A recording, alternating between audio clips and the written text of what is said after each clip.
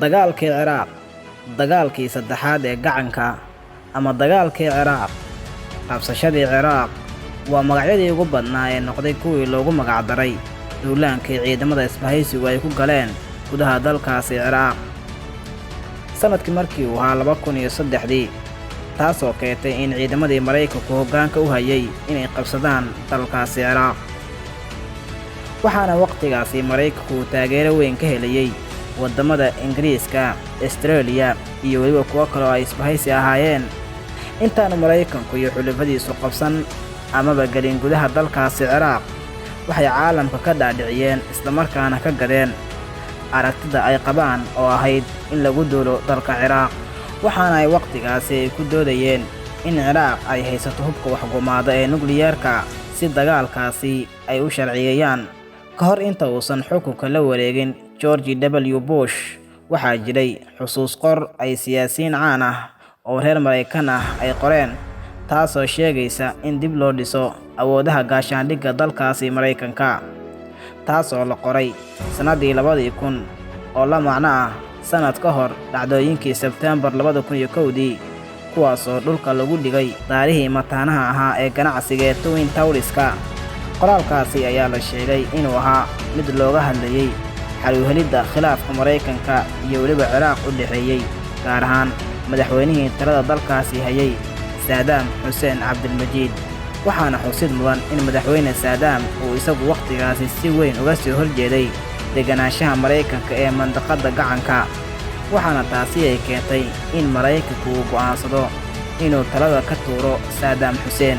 Kadib dhacdooyinkii 11 Sebtembar iyo guulihii hordhaca ahaa ee Maraykanku ka gaaray dagaalkii Afghanistan uu ku galay, ayaa Maraykanka waxaa u soo baxay inuu waqtigaasi haysto fursad kale oo isagu uu ku andacon karo isla markaana ugu sharciyan karo tallaabo kasta uu qaadayo. Waqtigaasi waxa uu u arkayay inuu haysto taageero militari iyo mid diblomaasiyadeed, taasoo Maraykanku u arkayay inay ku filan tahay si uu meesha uga saaro wax kastoo khatar ku ah amniga Maraykanka iyo kan caalamka sida waqtigaasi uu aaminsanaa. Waxaa dabayaaqadii sanadii 2001 Maraykanku uu si cad u muujiyay inay ka go'an tahay inuu meesha ka saaro xukunkii Saddam. Waxa uu waqtigaasi galaangal xoogan u galay siduu u kasban lahaa aragtida cadadyowga caalamka, gaar ahaan tan reer Maraykan. Waxaa markaasi jiray in dad badan oo reer Maraykan ah uu kasbaday, inkastoo ay jireen ra'yiga shucuub badan oo Maraykan ah kuwaasoo ka soo horjeeday dagaalkaasi. Intii uusan dagaalkaasi dhicin, kabiirka baarista hubka waxgumaada ee dalkaasi Ciraaq, Hans Blakes, ayaa isagu tilmaamay in hubka waxgumaada aan laga helin gudaha dalka Ciraaq, laakiin laga helay sawaariikhda aadka u dheeraysa. Bilowgii ololaha dagaalka, Maraykanka iyo boqortooyada Ingiriiska waxay bilaabeen inay dadaal xoogan u galaan sidii ay u sharciyeen lahaayeen ololahooda ay duulaanka ku qaadayaan gudaha dalkaasi Ciraaq, iyagoo u sii maraya qaramada midoobay. Balse iskudaygaasi ayaa noqday mid fashilmay. Madaxweynihii waqtigaasi dalkaasi Maraykanka George W. Bush ayaa isagu waxa uu cod ka helay golaha Koongareeska kadib khilaaf xoogan oo uga yimid xisbiga dimuqraadiga oo u arkayay in waqtigaasi Maraykanku uusan dagaal ku galin ama ku qaadin dalkaasi Ciraaq. Waxaa waqtigaasi qaramada midoobay ay soo saartay qaraar sheegaya in dib loogu laabto gudaha dalkaasi Ciraaq, isla markaana guddiga baarista dib ugu laabtaan dalkaasi si ay u eegaan haysashada hubka waxgumaada ee nukliyeerka. Waxaana waqtigaasi dowladda Ciraaq la faray inay la shaqayso isla markaana u fududeyso guddigaasi.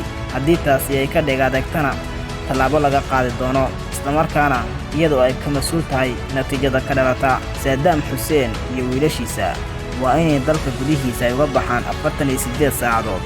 Haddii taasi ay samayn waayaan, waxay keeni doontaa in tallaabo militari aan ku xalino. Marka si loo ilaaliyo nabadgelyada wariyaasha iyo baarayaasha ku jira dalka Ciraaq, waa inay dalka si degdeg ah uga baxaan. Sidaa waxaa yidhi George W. Bush. 20kii bishii Maaj sanadii 2003, saacaddu markay ahayd 2:30 daqiiqo ah saqdii dhexe ee waqtiga GMT-ga oo u dhiganta kadib 90 daqiiqo madaxweyne Bush u qabtay in madaxweyne Saddam Hussein iyo wiilashiisu ay isaga baxaan dalkaasi Ciraaq. Waxaa qaraxyo xoogan laga maqlay magaalada caasimadda ah ee Baghdad.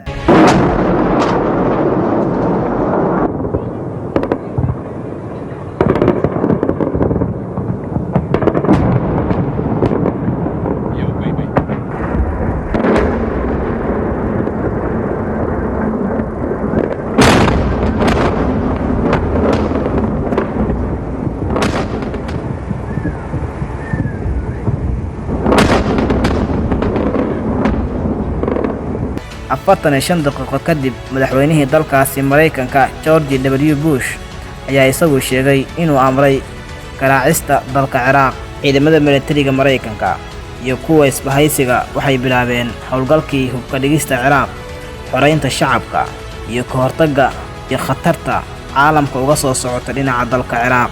Sida amaradeedu ay yihiin, ciidamada isbahaysiga hadda waxay bilaabeen duqeynta goobaha militariga iyo kuwa muhiimka u ah Ciraaq si loo naafeeyo awoodda Saddam Hussein. Sidaa waxaa yidhi George W. Bush. Durbaba waxaa soo baxayay warar sheegaya in duqeyntaasi lala eegtay mid ka mid ah qasriyada madaxweyne Saddam Hussein ee ku yaala magaalada Baghdad, taasoo la aaminsanaa in waqtigaasi uu ku guda jiray madaxweyne Saddam.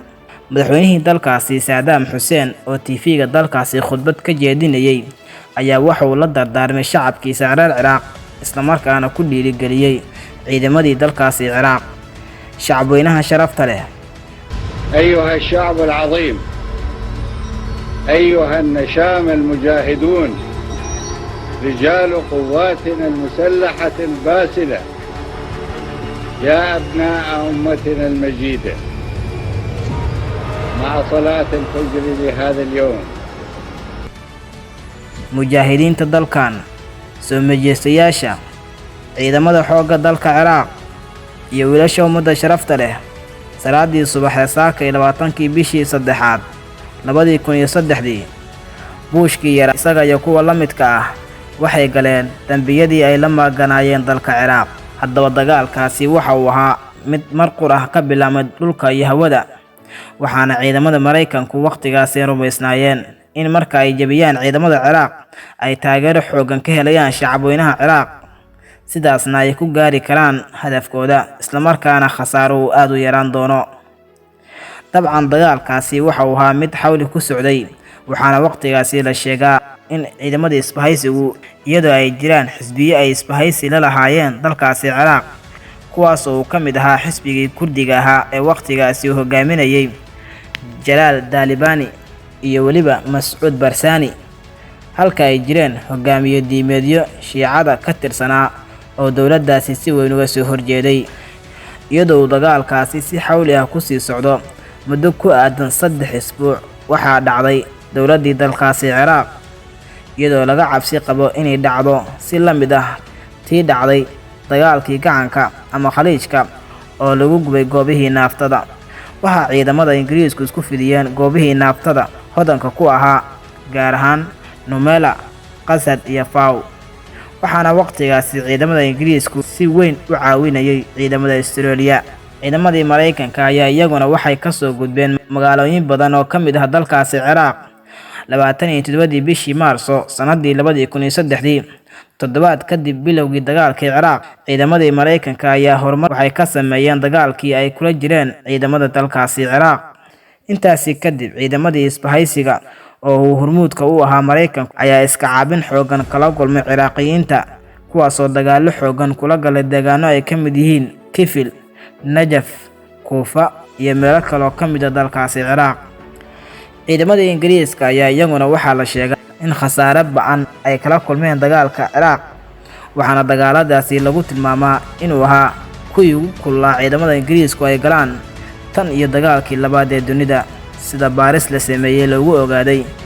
20 bishii Maarso 2003 ciidamada Ingiriiska ayaa waxay qabsadeen isla markaana gacanta ku dhigeen magaalada Basra kadib markii ay gubeen 14 taangi oo ay lahaayeen ciidamada Ciraaqiyiintu, halka 9kii Abriil isla sanadaasi 2003 ay kala dhantaalmeen ciidamadii Ciraaqiyiinta, kuwaasoo magaalooyin badan ku jabay. Wasiirkii warfaafinta waqtigaasi ee dalka Ciraaq, Maxamed Saciid Al-Sahaaf ayaa isagu beeniyay in taangiyada Mareykanka ay soo gaareen qalbiga ama bartamaha magaalada Ciraaq, gaar ahaan qasriga Jamhuuriyadda iyo goobo kale oo muhiim ahaa. قالوا أدخلوا 65 دبابة وما إلى ذلك، مثل ما نشرت بعض شبكات التلفزيون أنه في وسط المدينة.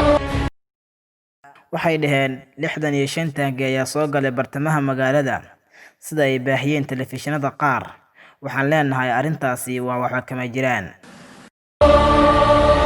أنا أقول لكم هذا الكلام غير صحيح. waqtigaasi waxaa la rumaysan yahay in madaxweynihii dalkaasi Ciraaq Saddam Hussein Cabdilmajiid uu isagu gacantiisa ku qoray warqad dardaaran ah oo dadweynaha dalkaasi ugu baaqaya dulqaad iyo kacdoon. Waxa uu sheegay in xilligan dagaal uu bilow yahay sida ay tilmaameen khubaro Ciraaqiyiin ah. Waqtigaasi ciidamadii Mareykanka iyo kuwii kale la socday waxay dagaallo xooggan ku qabsadeen magaalada caasimadda ah ee Baghdad, gaar ahaan airportka magaaladaasi iyo goobo kale oo muhiim ahaa.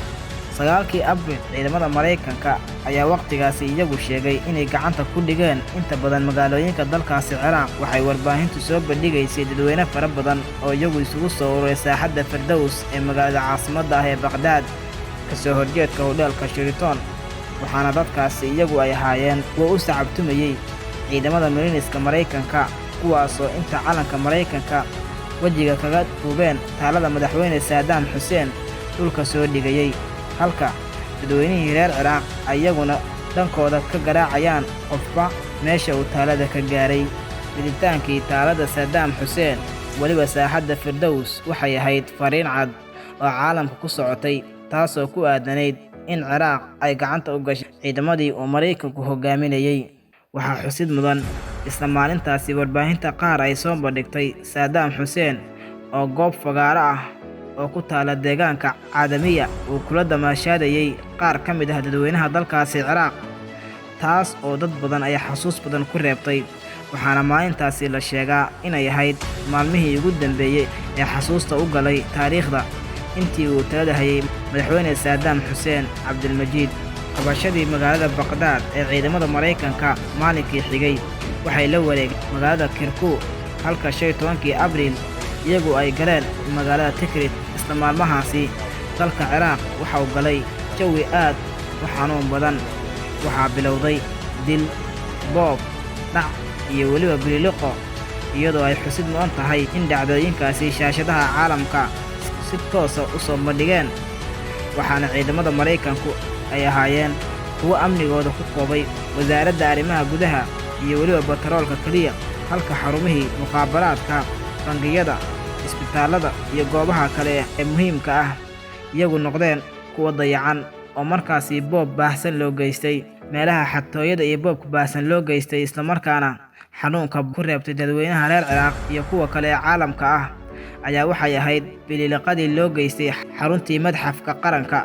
Intaasi kadib dalka Ciraaq wuxuu galay dagaallo dhiig badani ku daatay oo dhex maray dhalinyaro isbahaystay oo ka soo horjeeday ciidamadii huwanta ahaa. Dagaaladaasi waxaa ku geeriyooday dadweyne fara badan oo Ciraaqiyiin ah, malaayiin kalena way ku barakaceen, halka ciidamadii huwanta ahaa kuwo badan looga dilay. Madaxweynihii dalkaasi Saddam Hussein Cabdilmajiid ayaa muddo kadib la qabtay, waxaana la soo taagay maxkamad sharci darro ah, aakhirkiina lagu xukumay daldalaad, iyadoo ay xusid mudan tahay in maalintii koowaad ee ciidda la daldalay waa maalin muslimiinta ay faraxsanaayeen, balse qaar ka mid ah taageerayaasha Saddam Hussein ay u ahayd maalin murugo. Dad badan ayaa sheega in maxkamadaasi ay ahayd mid si sharci darro ah u dhacday.